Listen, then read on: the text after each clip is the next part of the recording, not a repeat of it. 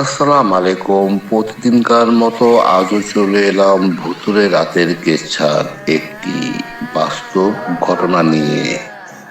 ঘটনাটি যদিও বাস্তব, তবুও ঘটনাটি প্রায় 20 বছর আগে ঘটে যাওয়া একটি ঘটনা। আমি কিন্তু প্রতিবারই বলি, প্রতিটি ঘটনা কালক্রমে গল্পের রূপ ধারণ করে। ঘটনাটি ঘটেছিল আমাদের মশিউর ভাইয়ের সাথে। মশিউর ভাই বগুড়া সুখানপুকুর এলাকার অধিবাসী। আজ থেকে 20 বছর আগে মরিশাসে তেমন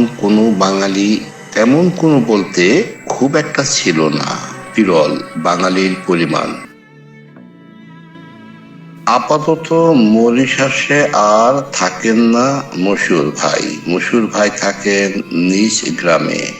এখন নিজ গ্রামে উনি চাতালের ব্যবসা করেন। ঘটনাটি আমরা মশিউর ভাইয়ের কাছ থেকে প্রায় মাসখানেক আগে সংগ্রহ করেছিলাম। মরিশাসে আমাদের একটি ক্যাফেটেরিয়ার ব্যবসা করতেন। ক্যাফেটেরিয়ার ব্যবসা করতেন। এখন মূল ঘটনাটা হচ্ছে এমন যে উনার ক্যাফেটেরিয়াতে উনি ব্যতীত আরো দুজন ছিলেন। একজন ছিলেন ইন্ডিয়ান, আরেকজন ছিলেন বাংলাদেশি। তার মানে বলতে পারেন বাংলাদেশি দুইজন এবং ইন্ডিয়ান একজন।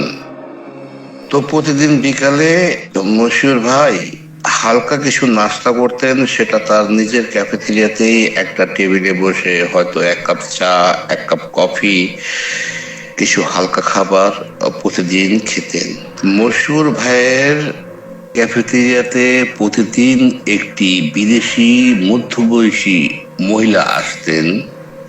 3-4 দিন আসার পরে মশিউর ভাই ধরেই নিয়েছিলেন যে এটা আমাদের পার্মানেন্ট একটা কাস্টমার। আমাদের মশিউর ভাই একটি জিনিস লক্ষ্য করেছিলেন, মহিলাটি যখনই আসতেন ঠিক ওই সময় দোকানে অন্য কোনো খরিদ্দার থাকতেন না, অন্য কোনো কাস্টমার থাকতেন না, নিরিবিলি থাকতো। যখন পরিবেশটা ঠিক তখনই আসতেন। আর সেই সময়টা ধরে নিতেই পারেন সন্ধ্যাবেলা। প্রতিদিন সন্ধ্যার আগে কিংবা সন্ধ্যার পরে এই সময়টাতেই মহিলাটি আসতেন। তবে মহিলাটির গলার মধ্যে একটি চেইন ছিল, যেটা রূপলি রঙের, সম্ভবত রূপার। তাতে করে বুঝতে পারলেন যে মহিলাটি খ্রিস্টান। এর মধ্যে মহিলাটির সাথে মশিউর ভাইয়ের মাঝে মাঝে হাই হ্যালো হতো। মহিলাটিও মুচকি হেসে হাত নাড়তেন। তবে উনি বেশিক্ষণ থাকতেন না, চা বা কফি খেয়ে চলে যেতেন। একটি জিনিস আবারও লক্ষ্য করলেন, মহিলাটির গায়ে যে পারফিউম থাকতো, মহিলাটি চলে যাওয়ার পরও ঘন্টা 2-4 সেই গন্ধটা ক্যাফেটেরিয়াতেই থাকতো। একদিন সানডে, মশিউর ভাই একটু ব্যস্ততার মধ্যেই দিনটা কাটিয়েছেন। এক পর্যায়ে সন্ধ্যাবেলা এক কোণার একটি টেবিলে কিছু খাবার এবং একটি কোল্ড ড্রিঙ্কস নিয়ে বসেছেন। এমন সময় স্ত্রী লোকটি ক্যাফেটেরিয়াতে প্রবেশ করলো। সাধারণ একটি মানুষ যেভাবে যাতায়াত করে, চলাফেরা করে, ঠিক সেভাবেই। মহিলাটি কাউন্টারে টাকা জমা দিল। মশিউর ভাই লক্ষ্য করলেন। তারপরে টোকেনটি নিয়ে অন্য কাউন্টারে দিতেই 2-3 সেকেন্ডের মধ্যেই একটি কফির গ্লাস একটি ট্রের মধ্যে মহিলাটির হাতে দিয়ে দিলেন।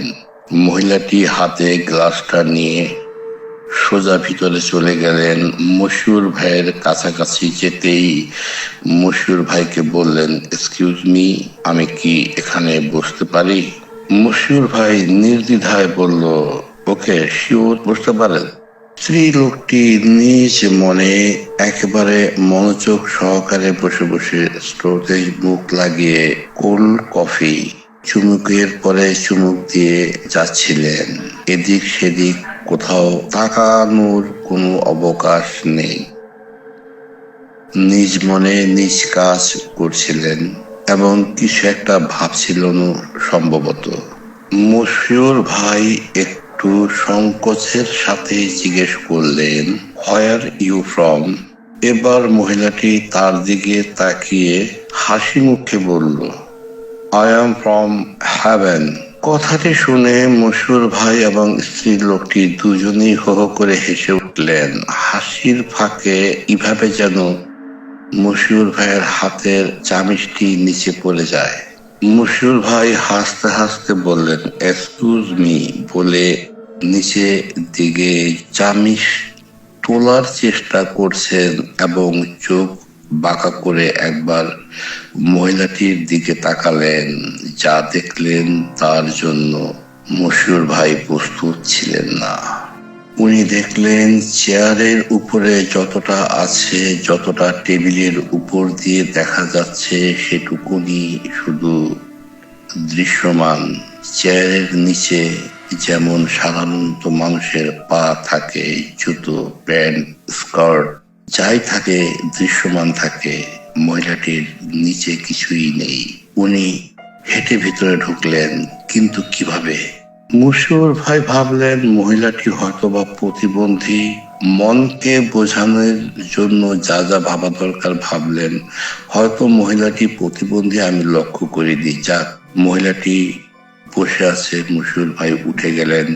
মশিউর ভাই সাধারণত সবসময় কাউন্টারে বসতেন যেখানটায় ক্যাশে চলে গেলেন এবং ভাবলেন মহিলাটি উঠে যাওয়ার সময় লক্ষ্য করবে। কিছুক্ষণ পর কফি শেষ করে মহিলাটি যখন উঠে দাঁড়ালেন তখন তার পা ছিল। মহিলাটি হিল টাইপের জুতা পরা, ঠক ঠক শব্দ করতে করতে মশিউর ভাইয়ের সামনে এসে দাঁড়ালেন এবং একটু মুচকি হেসে চলে গেলেন। মশিউর ভাই যতক্ষণ তাকে দেখা যাচ্ছিল ততক্ষণ তাকিয়েছিল। যখন ক্যাফেটেরিয়ার থেকে পার হয়ে গেল তখন সে বাতাসের মতো পলকের মধ্যে অদৃশ্য হয়ে গেল। তারপর থেকে মশিউর ভাই মহিলাটিকে আর কখনো দেখেননি। মহিলাটি কখনো ক্যাশ কাউন্টারের সামনে দাঁড়ায়নি, কিন্তু শেষ দিন দাঁড়িয়ে মশিউর ভাইয়ের দিকে তাকিয়ে হেসে বার হলেন। সেটাই কি ছিল তার বিদায়? তো বন্ধুরা, আজকের মতো এই ছিল আমাদের সংগ্রহ। থাকবেন আমাদের পাশেই, শুনতে থাকবেন প্রতিদিনের আয়োজন, শুনতে থাকবেন ভূতুরে রাতের কেচ্ছা। বিদায় নিচ্ছি, আল্লাহ হাফেজ।